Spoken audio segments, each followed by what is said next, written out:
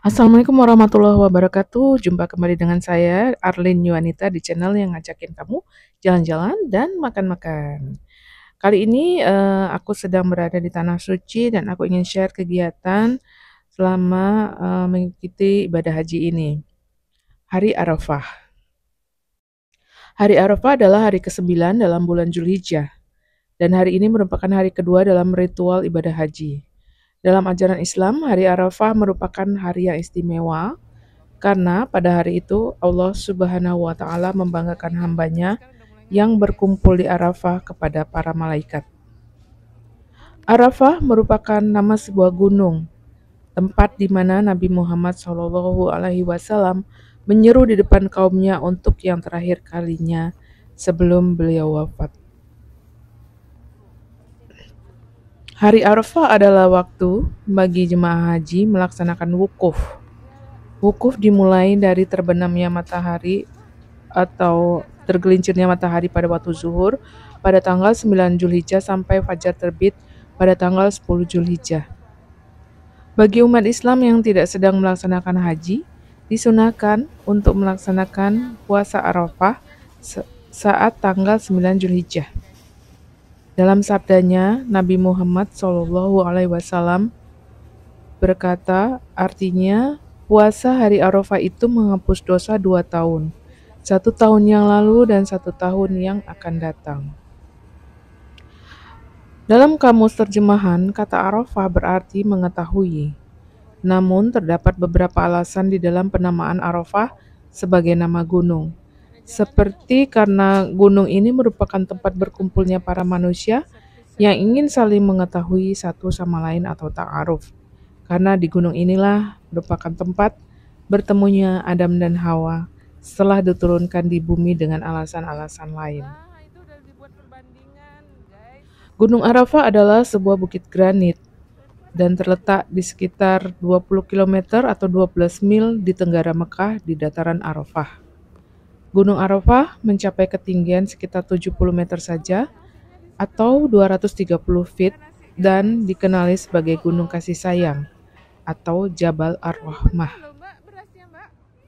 Menurut ajaran Islam, Bukit Arafah ini adalah tempat Nabi Muhammad berdiri dan menyampaikan khutbah perpisahan Nabi Muhammad kepada orang-orang Islam yang menemaninya dalam ibadah haji menuju akhir hayat. Pada tanggal 9 Zulhijjah sebelum zuhur, jemaah tiba di Arafah, atau 1 hari sebelumnya ya hadirnya. Sebuah dataran tandus sekitar 20 km timur Mekah, di mana para jemaah haji berdiri dalam berdoa, bertobat dan ingin menebus dosa masa lalu, mencari belas kasih Allah dan mendengar khutbah dari imam di area Gunung Arafah. Wukuf berlangsung dari siang hari saat tergelincirnya matahari hingga terbenamnya matahari. Ini dikenal sebagai berdiri di hadapan Allah atau wukuf, salah satu kegiatan haji yang paling penting.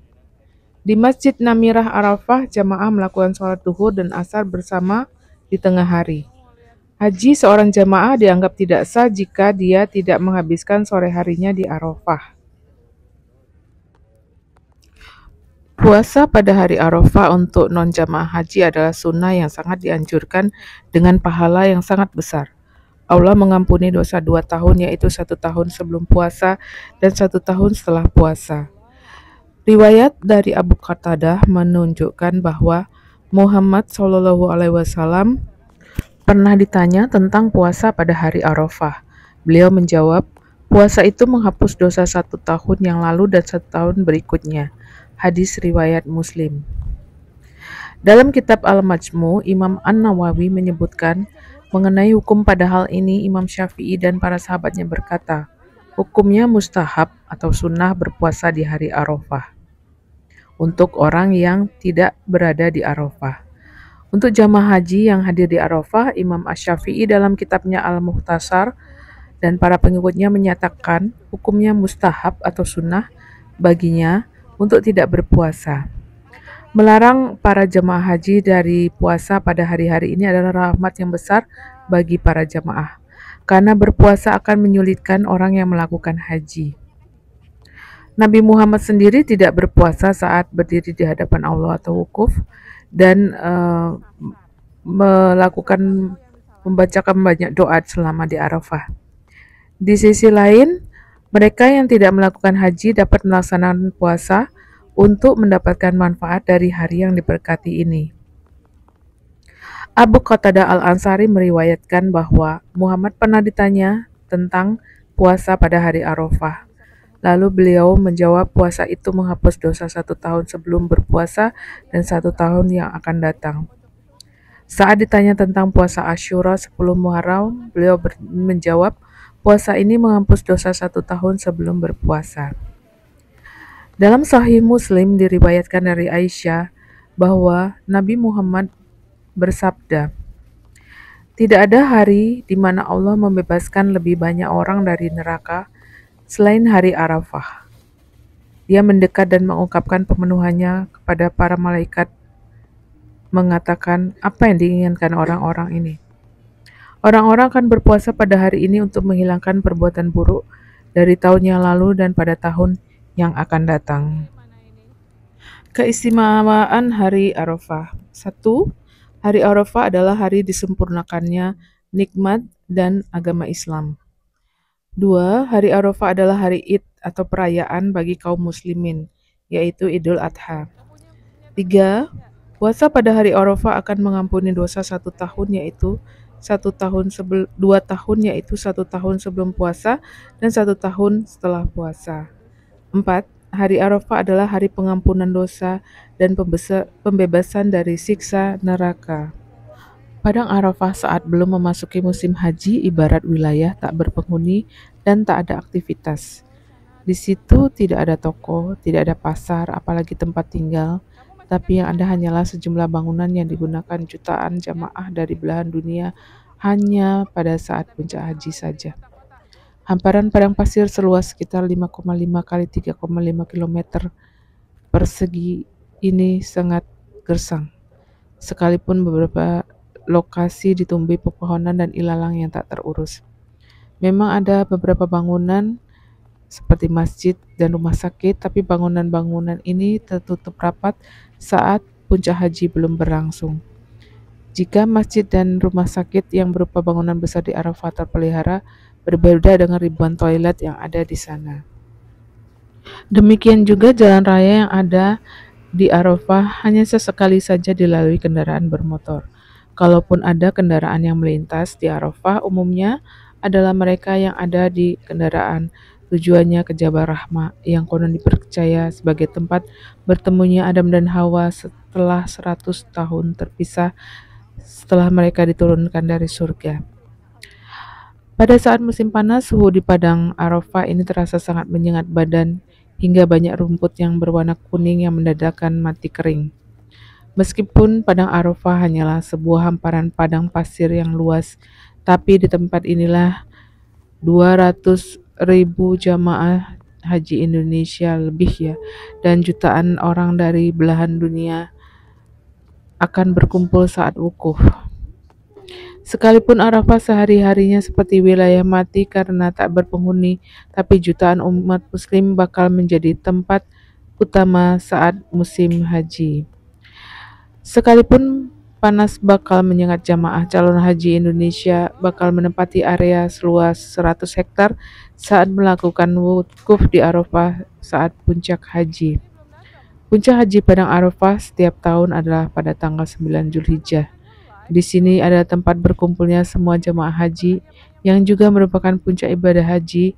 Semuanya melakukan wukuf yang merupakan rukun haji. Padang Arafah adalah lokasi tempat berkumpulnya jamaah haji, dan Arafah adalah lambang makom ma'rifah billah yang memberikan rasa dan cita bahagia. Di Arafah lah tempat berkumpulnya jamaah haji yang datang dari berbagai penjuru dunia yang berbeda bahasa, berbeda warna kulitnya, tapi memiliki satu tujuan yang dilandasi persamaan. Tidak ada perbedaan antara kaya dan miskin, besar dan kecil, pejabat dan rakyat jelita, sehingga menjadi tempat persamaan yang hakiki. Arafah yang menjadi sepenting-pentingnya syiar haji diambil dari kata ta'aruf, yang artinya saling mengenal, dan saling mengenal itu adalah menuju saling menolong. Wukuf di Arafah bagi jamaah calon haji hanya diberi kesempatan sejak tergelincir matahari tanggal 9 Zulhijjah memiliki arti penting bagi jamaah. Pada hari Arafah, jamaah berbagai belahan dunia berkumpul di satu tempat untuk melaksanakan rukun haji yang menentukan sah atau tidaknya ibadah haji. Saat berada di Arafah, jamaah berpakaian ihram putih tanpa jahitan dengan melepas kebahagiaan dan kebanggaan keduniaan, menunjukkan sikap rendah diri kepada Tuhannya. Juga pengakuan dosanya dinyatakan kepada Tuhan, permohonan ampun. Hari Arafah jatuh pada setiap tanggal 9 Zulhijjah. Di hari ini para jemaah haji akan melaksanakan wukuf atau berdiam di padang Arafah. Tidak sekedar berdiam diri, mereka juga dianjurkan untuk berdoa serta berzikir. Sementara bagi umat Islam yang tidak sedang menunaikan ibadah haji, disunahkan untuk berpuasa. Lalu kenapa disebut dengan hari Arafah? Sebagian ulama ada yang mengatakan Arafah diambil dari kata iktiraf atau pengetahuan, karena pada hari Arafah umat Islam mengetahui dan membenarkan Al-Haq Allah sebagai satu-satunya zat yang harus disembah. Allah merupakan zat yang agung. Pendapat lain menyebutkan bahwa Arafah diambil dari kata Arafah yang mempunyai makna bau yang harum. Artinya dengan melaksanakan ibadah haji di Arafah menunjukkan bahwa orang ingin bertobat kepada Allah, melepas semua kesalahan-kesalahan yang pernah dilakukan dan menghindar dari perbuatan dosa. Dengan demikian secara tidak langsung orang sedang berusaha untuk mendapatkan surga di sisi Allah dan kelak akan memiliki bau yang harum di dalam surga. Amin. Ada 8 alasan di balik penamaan nama Arafah. Pertama, Nabi Adam dan Hawa kembali mengetahui satu sama lain dalam hari Arafah menjadi momentum Nabi Adam dan Sayyidah Hawa kembali bertemu setelah sekian lama terpisah dari surga. Allah mempertemukan pasangan suami istri itu sehingga keduanya menjadi tahu Arafah antara satu dengan yang lain. 2. Nabi Adam mengetahui cara melakukan ibadah haji dari malaikat Jibril. Malaikat Jibril mengajarkan tata cara melakukan ibadah haji kepada Nabi Adam alaihissalam.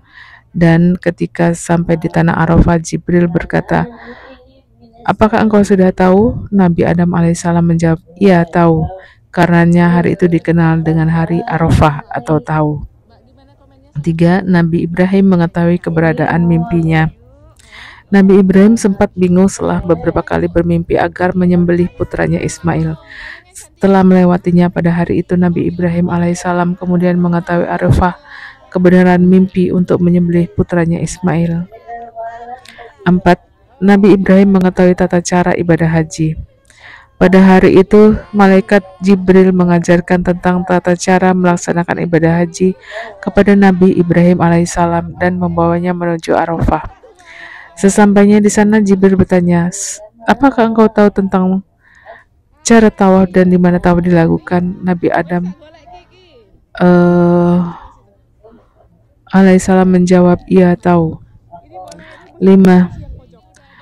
Pertemuan Nabi Ibrahim dan keluarganya. Nabi Ibrahim alaihissalam pergi menuju Syam dan meninggalkan anaknya Nabi Ismail alaihissalam dan istrinya Sayyidah Hajar di Makkah. Mereka tidak pernah bertemu selama beberapa tahun. Kemudian oleh Allah keduanya dipertemukan tepat pada hari Arafah. 6. Nabi Ibrahim mimpi agar menyembelih putranya Nabi Ismail alaihissalam sebagaimana yang telah dijelaskan sebelumnya. 7. Jamaah haji menyebutnya Arafah. Dinamai hari Arafah karena pada hari itu orang-orang sedang melakukan ibadah haji, menamainya dengan kata Arafah ketika berhenti di tanah Arafah. 8. Allah memberitahu ampunannya. Dikatakan bahwa hari Arafah karena pada hari itu Allah memberitahukan yata'arafu dan memberikan kabar gembira kepada orang-orang yang sedang melaksanakan ibadah haji dengan ampunan, maghfirah dan rahmat. Wallahu a'lam bishawab. Thanks for watching.